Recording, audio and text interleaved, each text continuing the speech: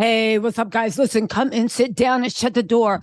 Pull the blinds down too, because baby, if you believe Cassie's best friend, she just wrote an open letter to Rolling Stones. Now, why is this important? Well, baby, she put a lot of meat in that letter. We are going to have a dramatic reading. But before that, I want you guys to put two and two together with me. Y'all, one of the reasons why this is so dramatic is because it confirms the fact that Cassie signed an NDA. I'll get into that in a different video. Don't believe that mess about Cassie didn't sign an NDA and about no.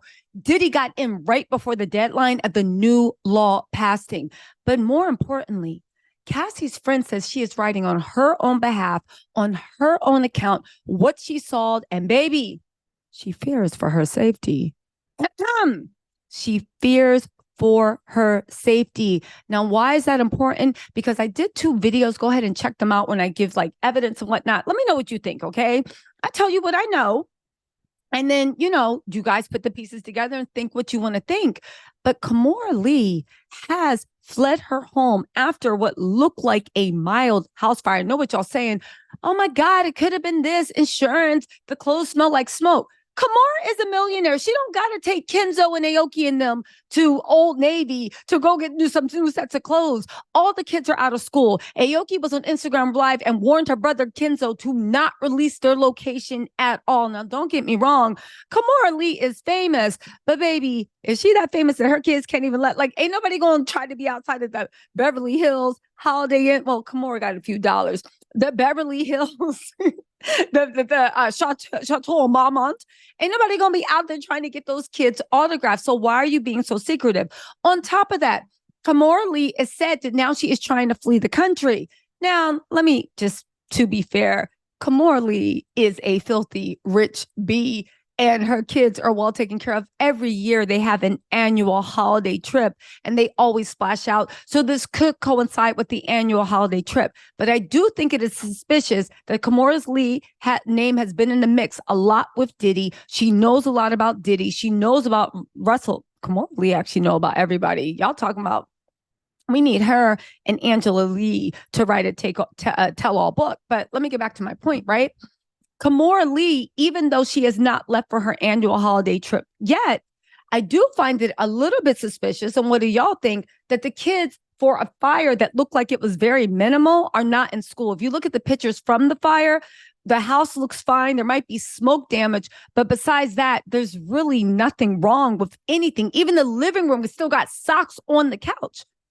So it's kind of like, okay, even if it wasn't that bad, why are you guys fleeing to a hotel that it has to be in a secret location? But y'all forget all that. We'll talk about that at a different time. Please, let's focus on this letter that Cassie's friend actually talked about and posted in the Rolling Stones. Baby, I think it's safe to believe that Cassie's friend is going to testify against Diddy in this new trial he has. And if you guys don't know, the same girl, the fifth girl that's actually named Diddy in the lawsuit, she has the same lawyer that Cassie had. Dizzy.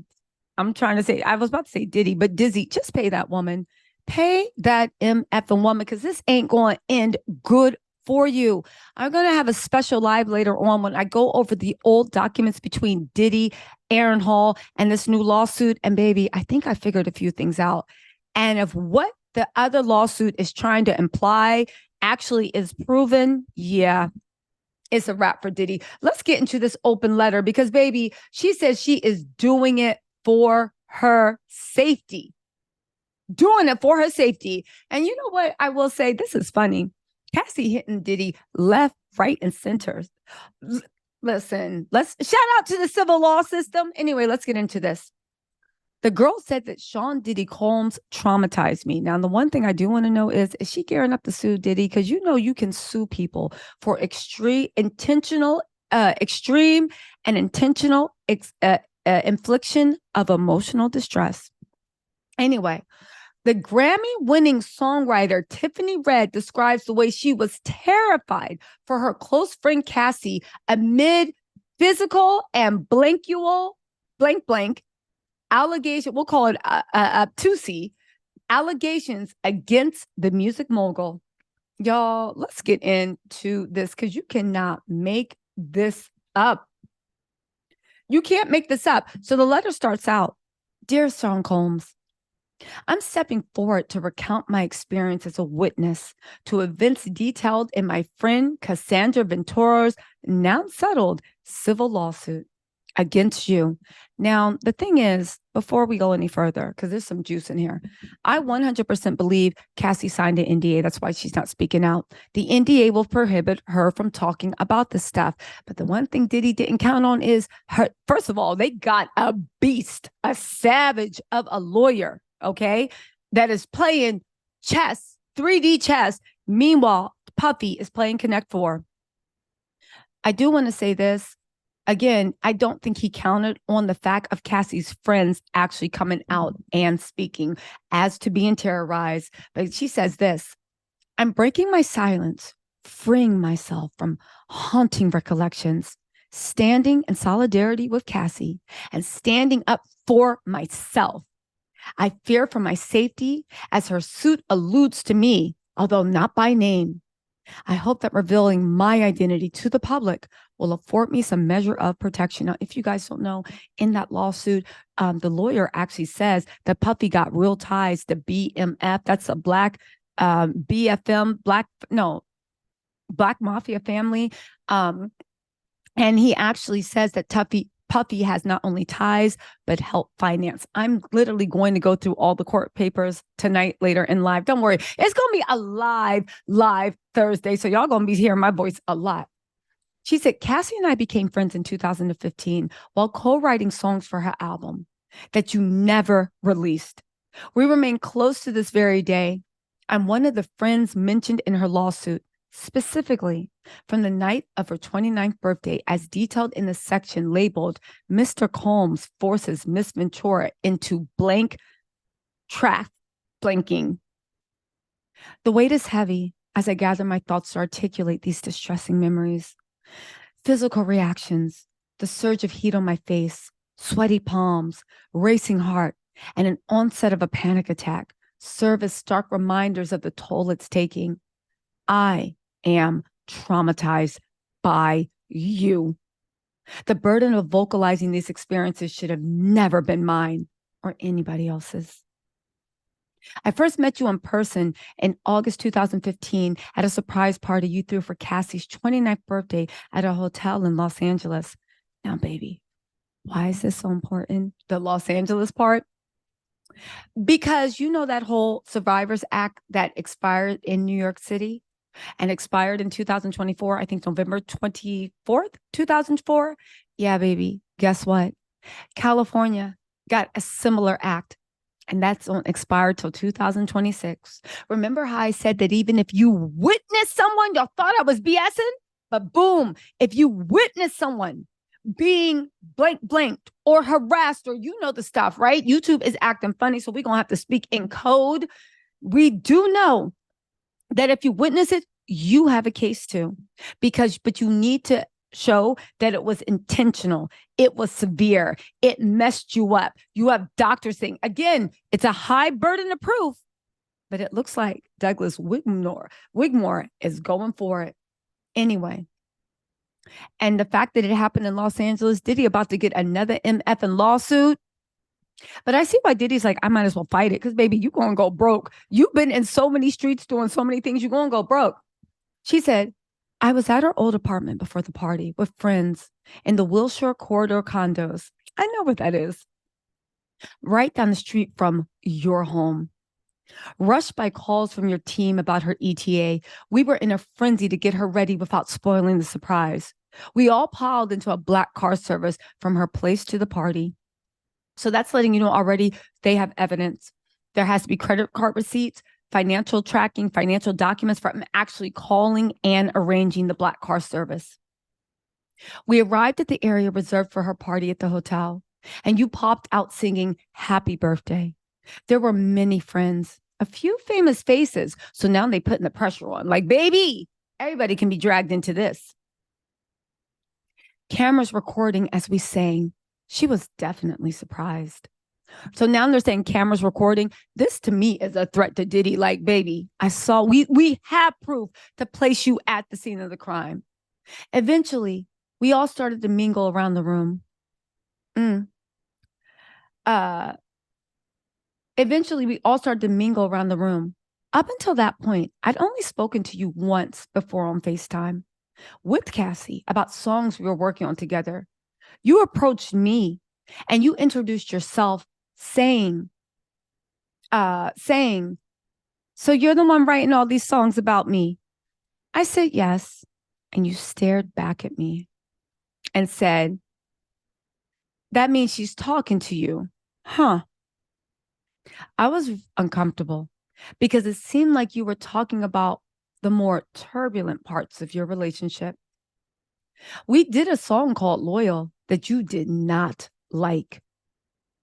We were writing about her pain. And the first verse of that song she says, I don't know what it is. I don't know what is real. I just know how I feel. And you keep acting like you don't know what you did wrong, trying to get me to chill. Since we ain't been together, I've been on some whatever. She was pushing back in that song. You later came back up to me and said you were playing. I didn't believe you. One of your security guards did something familiar. Now, I'd never met him before either. Okay. He approached me and said, I heard a lot about you, Tiffany. You both creeped me out. And this interaction was super intimidating. I felt like you both wanted me to know that you knew who I was and you didn't like how close I was to her. Now, baby, wouldn't this be interesting if the security guard was actually Roger Bonds? Because wasn't Roger Bonds actually named at the scene of that alleged illegal activity? Just to let you guys know, Diddy maintains his innocence. He says that he did not do any of the awful things he's been accused of. I would like to say that I think he's arguing on what the definition of awful is, because baby, did you do any of the things you've accused of? Let a jury decide what's awful. I want to know, did you do anything?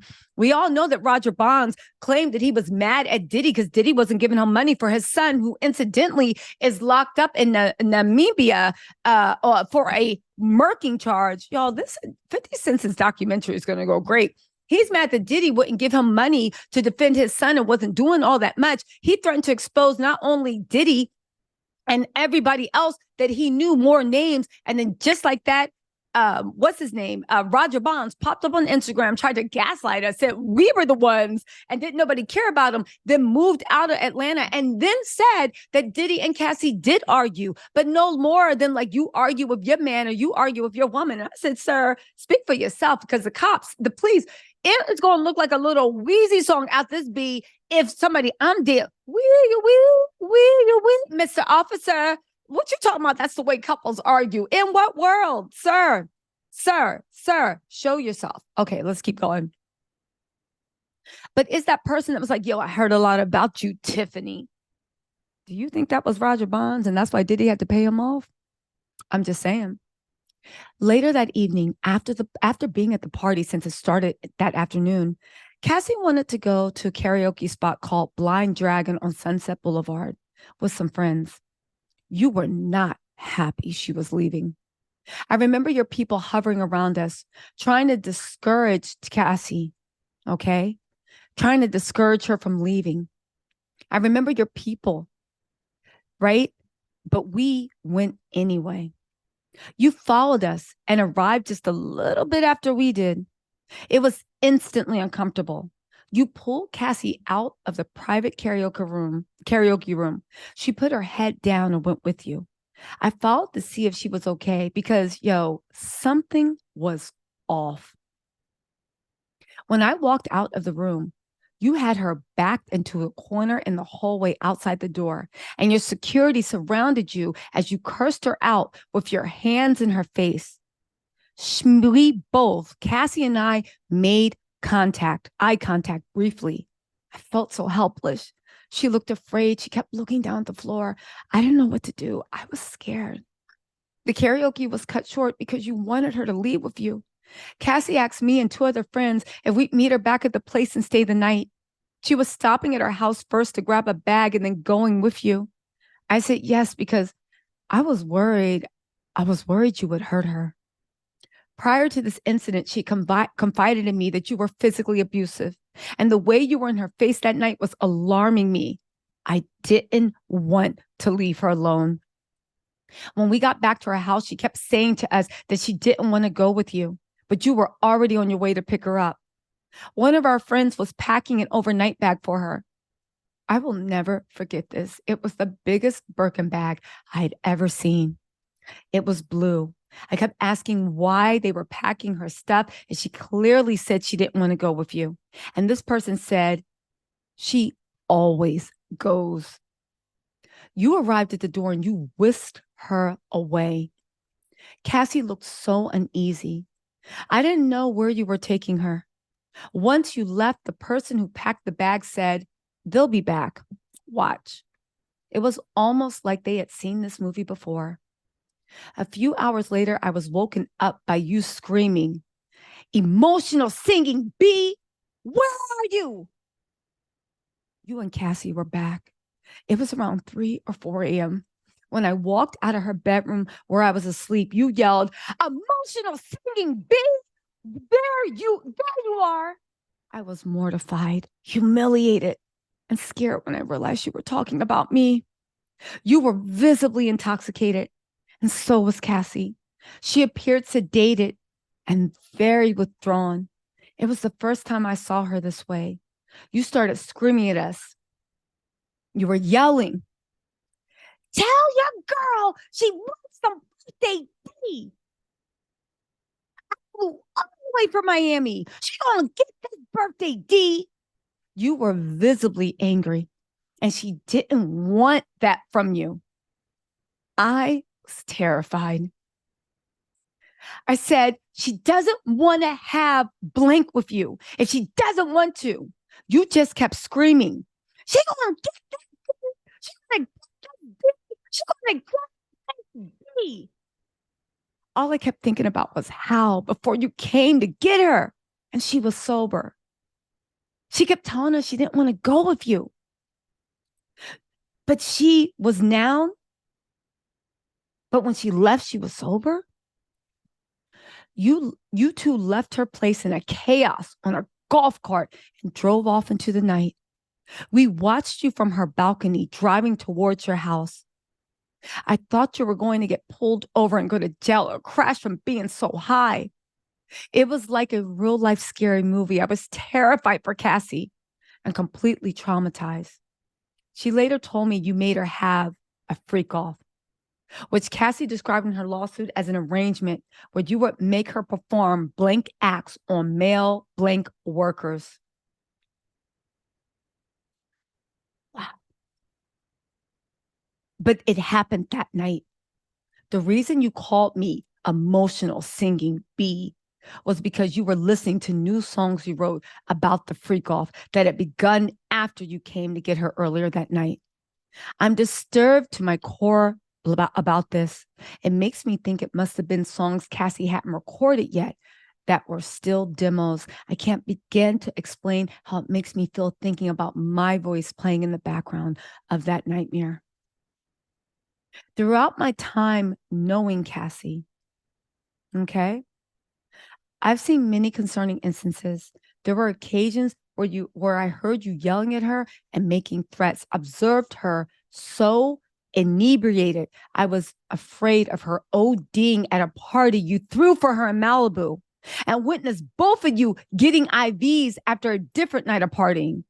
Additionally, when I was part of the management team in 2019, a year after she was able to leave you, I saw you try to silence her by attempting to tie a non-disparaging clause to her recording deal termination agreement, which just felt unjust. With Cassie bravely sharing her story, I'm finally free to share mine. That night on her birthday and so many others are burned in my brain and have tormented me since. I feel compelled to show up for Cassie and myself and confirm that everything she described in her complaint about what happened that night is consistent with what I experienced. Cassie and I became very close while writing songs together nearly a decade ago. One of our friends used to call us Tiffandra. Never could have imagined that this would be how it turned out. The music I helped create for her, suffered due to these events. Compounding trauma, it's devastating. I still mourn the time in my songwriting career. Y'all, this girl's going to sue Diddy.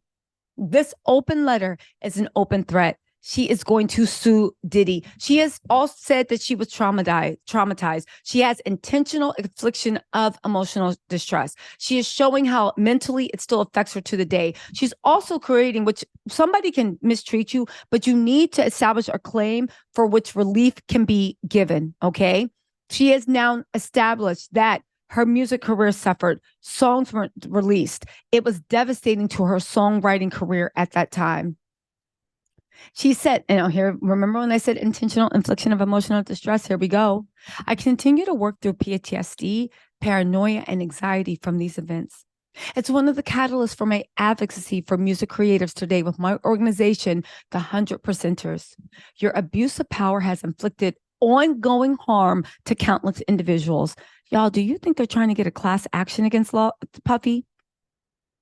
Including myself, my friends, and my peers. You are a literal pillar in Black music. So many of us looked up to you. This moment hurts for us too, but no one deserves to endure all this. Puff, it's not right. You're hurting the very Black and brown people you say you love and support. It pains me to write this letter to you as a Black woman, but when will the cycle of abuse stop? It has to stop. Recent events such as the unveiling of accusations against numerous former record label CEOs, Harvey Pierre, and artists for blank assault due to the Adult Survivors Act in New York underscore the gravity of the situation. The systematic issues of blank culture and misogyny deeply entrenched in the music industry pose a real threat to so many people's safety every day in this business. How can we expect meaningful change when senior leadership and superstars face accusations of these crimes? The power imbalance makes it nearly impossible to fight back and terrifying to speak up. But despite that, here I am, standing beside my friend. There are moments in life when some of us have to face the hard choice of speaking truth to power or not. This is one of those times. Baby, this is how you do a con. I don't even want to say it's a con because it's based on, this is how you hustle. This is how you work. This is how you take down a giant. Baby, one person come and y'all keep hitting them left, right, up, down with everything you have. Diddy is done. And we're going to make sure, because again, until he's proven innocent, I 100% believe everything these women are saying. We stand with Cassie. We stand with this young lady. We stand with everybody that has experience. And if you want to come on this show and sit and share your story, Tisa, TISATELLS, baby, it's here. We do have to say that Diddy's lawyer does say these are all lies. He says that these are new accusations, so Diddy has not responded. But he says enough is enough. He is going to fight for his family, his name, and his reputation. He maintains he is 100% innocent. And he also said that just because he settled with Cassie does not mean that he did it, and he maintains his guilt. Until it gets to court, baby, we're going to have to listen to what Diddy's saying and what the streets are saying. But right now, what do y'all think about this young lady? Tell me where you think it's going. Y'all, this is going to be a heavy upload day. I'll talk to y'all later. Bye.